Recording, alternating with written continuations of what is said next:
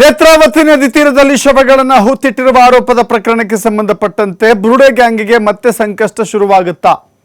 ಧರ್ಮಸ್ಥಳ ಕ್ಷೇತ್ರದ ವಿರುದ್ಧ ಷಡ್ಯಂತ್ರ ನಡೆಸಿದ ಆರೋಪದಲ್ಲಿ ಬುರುಡೆ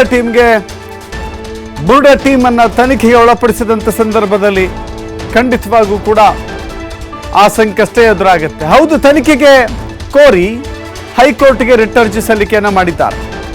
ಶ್ರೀ ಕ್ಷೇತ್ರ ಧರ್ಮಸ್ಥಳದ ಭಕ್ತರಿಂದ ಹೈಕೋರ್ಟ್ಗೆ ಅರ್ಜಿ ಸಲ್ಲಿಕೆಯಾಗಿದೆ. ದೂರಿನ ಬಗ್ಗೆ ಕೈಗೊಂಡ ಕ್ರಮಗಳ ವಿವರವನ್ನು ಕೇಳಿದೆ ಕೋರ್ಟ್. ಬೆಂಗಳೂರು ನಿವಾಸಿ ತೇಜಸ್ ಗೌಡ, ಉಜಿರೆ ನಿವಾಸಿ ಭಾಸ್ಕರ್ ಬಡೆಕೊಟ್ಟು, ಧರ್ಮಸ್ಥಳ ನಿವಾಸಿ ಸುರೇಂದ್ರ ಪ್ರಭು ಧನಕೀರ್ತಿ ಅವರಿಂದ ಅರ್ಜಿಯನ್ನು ಹಾಕಲಾಗಿದೆ.